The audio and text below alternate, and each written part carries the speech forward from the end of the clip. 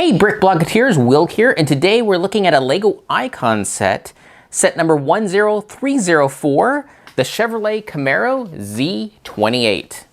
Now I didn't hear a lot of people talking about this, and well, it's because they've been putting out so many of these larger cars. I will have to say, I picked up my first one when I was caught up with all my other sets, and I was just looking for something to build, and the big cars looked neat, so I picked up the T1 camper. Ever since then, I've bought every single one of these, and it's because they're such a great building experience. You have working components with the rear and front hoods, the doors that open. Nowadays, you even have the real working steering for the front tires. Sometimes they'll even put extra little features if the model calls for it. Now in this one, there's a ton of shaping that goes on that's really hard to see because the car is primarily in black. So let's look at the front. This whole front section is about 4 or 5 different layers. So the bottommost layer is actually this Technic paneling that's connected in with pins and just gives you this tiny, tiny little lip. On the other side of it is inverted slopes with the tile that's connected in with ball joints into the base of the car. On top of that, you have angled wedge pieces with tiles to form the point that the grille comes in to. Then you have a whole section of profile bricks with the grills that are built sideways and then clipped into some bars in the side. Then you finally get the upright level on the very top, and that's just to get the right look for the front of the car.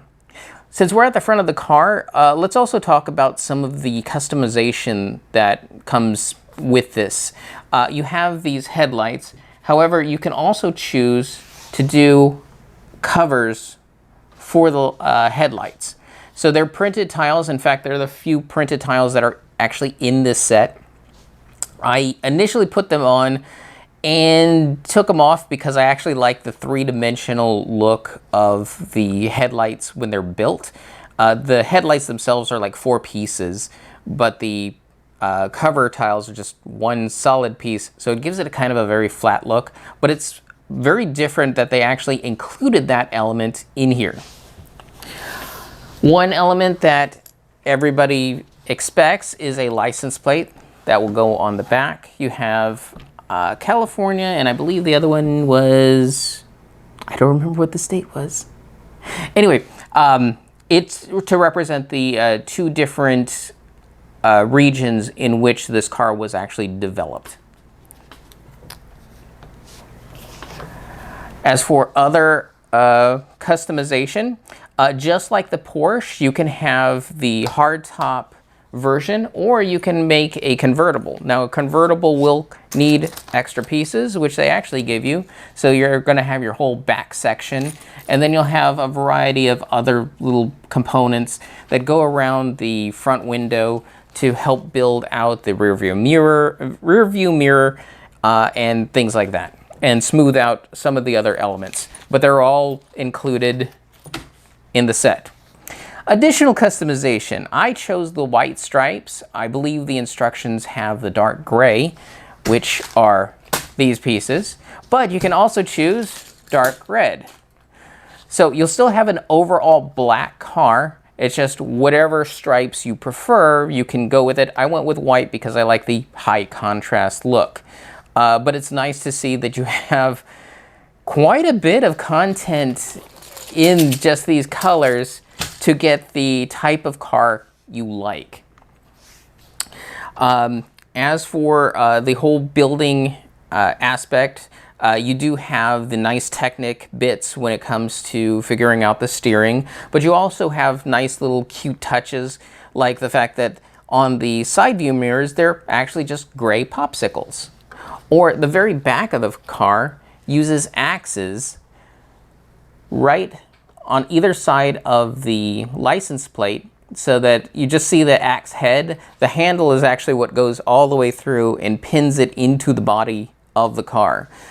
And just like the front, this whole back section here is built all types of sideways, different brackets, different angles. Some pieces are just kind of floating over other pieces. Some are clipped in and angled down, all to achieve very minor differences in the geometry, but it keeps you guessing in terms of what in the world is going to happen next.